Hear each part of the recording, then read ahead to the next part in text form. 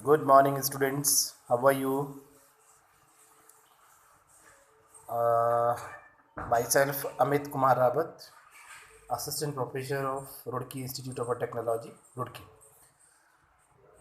Uh, this is a class of exam, means export, import, financing, and documentation.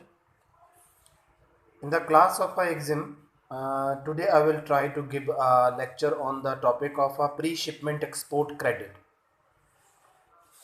So I think I have already discussed some topics of export credit and packaging crediting, and so on. So, what is the meaning of export credit? What is the meaning of a packaging credit, and so on? We have already discussed in the class. So, in this class, we have discussed about a pre-shipment export credit. So, the pre-shipment export credit. So, for defining the concept of a pre-shipment export credit, we define PCFC, pre-shipment credit in foreign currency. So, PCFC, pre-shipment credit in foreign currency. So, I will try to finish the concept of a pre-shipment export credit. So, first of all, we have discussed about a pre-shipment credit in foreign currency. So, I will provide the definition of this. So, what is the meaning of a pre-shipment? So, pre-shipment means any loan or advance granted or any other credit provided by a bank to an exporter for financing the purchase, processing, manufacturing, or packing of goods prior to shipment on the basis of letter of credit opened in his favor or in favor of some other person by an overseas buyer or a confirmed order for the export of goods from India or any other evidence of an order for export from India have been placed on the exporter or some other person unless lodgement of export orders or letter of credit with the banks has been waived. So this is a concept of a pre-shipment. So after the definition, I will provide the concept of a scheme. So the scheme is an additional window for providing pre-shipment credit to Indian exporters at internationally competitive rates of interest. It will be applicable to only cash exports. The exporter will have the following 2 points to able of export finance, to able of pre-shipment credit in rupees and then the post-shipment credit either in rupees or rediscounting of export bills under EBR scheme. So these are the scheme. And third one is a choice of currency. The facility may be extended in one of the convertible currency, that is US dollar, pound, Japanese yen, euro, and so on.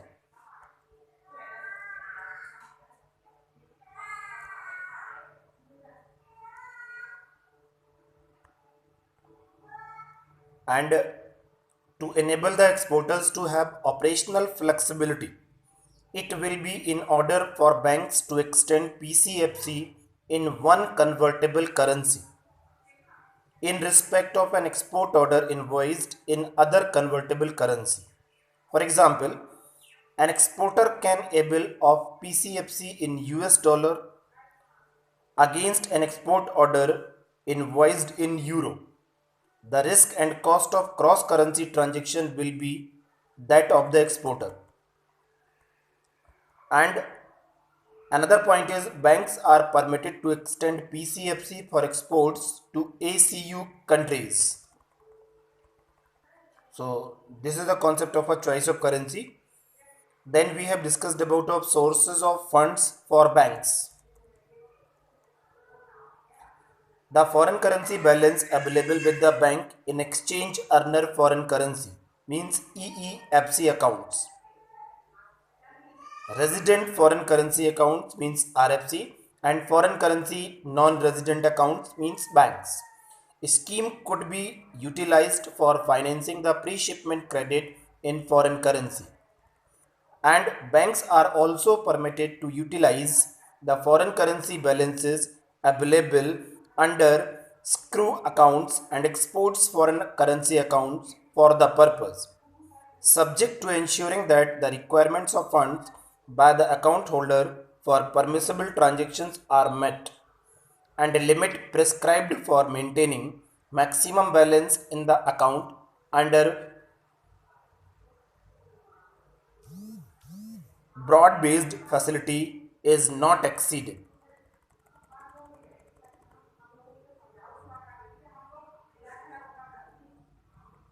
Clear? Then the concept is a spread. So, what is the meaning of a spread in a pre shipment concept? The spread for pre shipment credit in foreign currency will be related to the international difference rate, such as LIBOR, Euro, for a 6 month.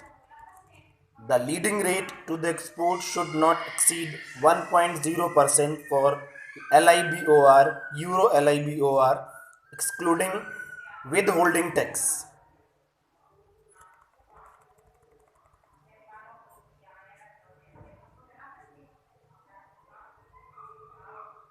And banks may collect interest on PCFC at quarterly intervals against sale of foreign currency or out of balance in EEFC accounts or out of discounted value of the export bills if PCFC is liquidated within the quarterly rest of collection of interest.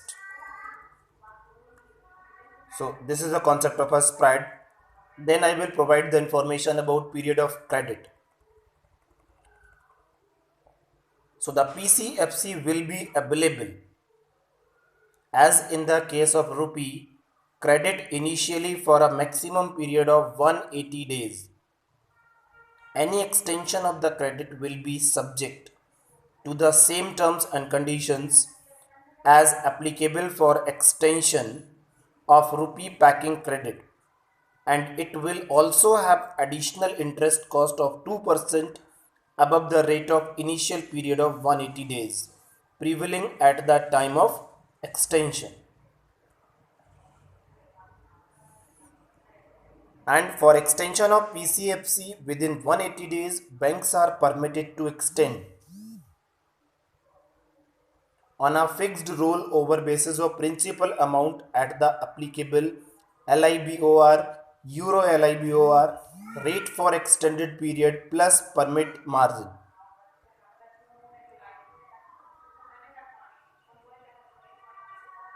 Clear? So these are the concept of a period of credit. Then we have discussed about of liquidation of PCFC account. So the liquidation of a PCFC account can be explained in terms of the following points. The first one is a general. The facility of PCFC will be self-liquidation in nature. Accordingly, the PCFC should be liquidated out of proceeds of export documents on their submission for discounting under the EBR scheme. The export bills will have to be discounted or covered by grant of foreign currency loans. To liquidate the outstanding PCFC, the question of sending export bills for collection does not arise. And PCFC cannot be treated as a loan to be repaid in order to able a post shipment credit separately. And the second point is the substitution of order and a commodity. So repayment, liquidation of PCFC could be with export documents relating to any other order covering the same or any other commodity exported by the exporter.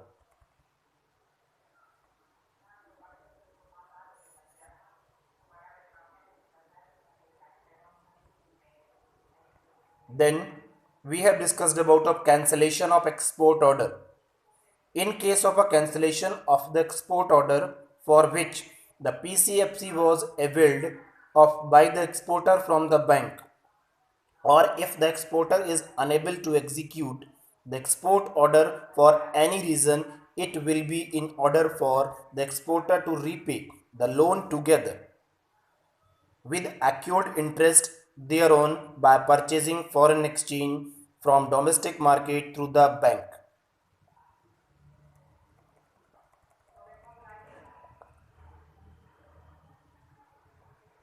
And bank may extend PCFC to such exporters subsequently after ensuring that the earlier cancellation of PCFC was due to genuine reason. And the next point is a running account facility for all commodities. So the banks are permitted to extend the running account facility under the PCFC scheme to exporters for all commodities online of the facility available under rupee credit subject to the following conditions. So the conditions are, the first point, the facility may be extended provided the need for running account facility has been established by the exporters to the satisfaction of the bank, and banks may extend the facility only to those exporters whose track record has been good.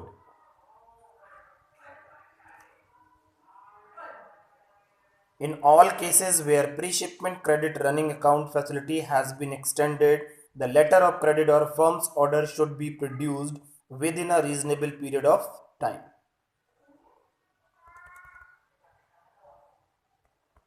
Clear? Then the next point is sharing of EPC under PCFC.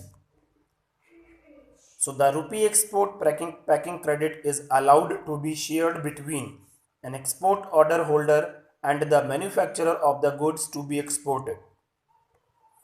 Similarly, banks may extend PCFC also to the manufacturer or the basis of the dissimilar from the export order holder through his bank. PCFC granted to the manufacturer can be repaid by transfer of foreign currency from the export order holder by a bill of PCFC by discounting of bills.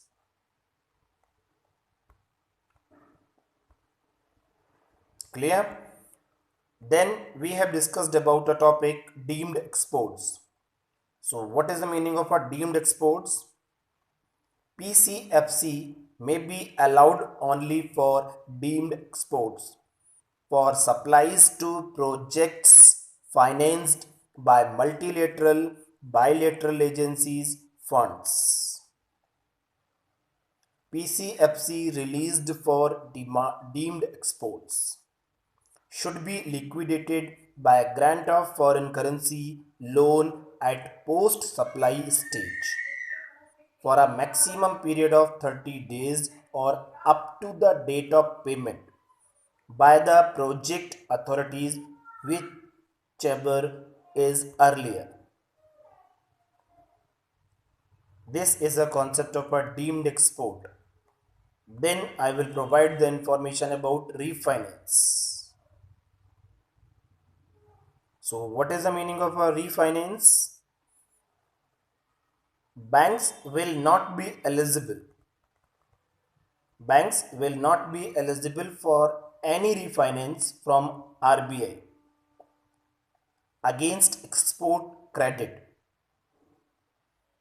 under the PCFC scheme, and as such the quantum of PCFC should be shown separately from the export credit figures reported for the purpose of drawing export credit refinance. Clear? And the other aspects are ECGC cover will be available in rupee only, whereas PCFC is in foreign currency. The applicable benefits such as credit of eligible percent of export proceed to EEFC accounts and so on to the exporters will occur only after realization of the export bill and not at the stage of conversion of reshipment credit to post shipment credit. Clear? So these are the topics which is related to the concept of a pre-shipment, and under the pre-shipment a particular topic PCFC. Then the another topic of a pre-shipment is to be remaining. So the last topic of a pre-shipment topic is Diamond Dollar Account Scheme, means DDA. So what is the meaning of a DDA?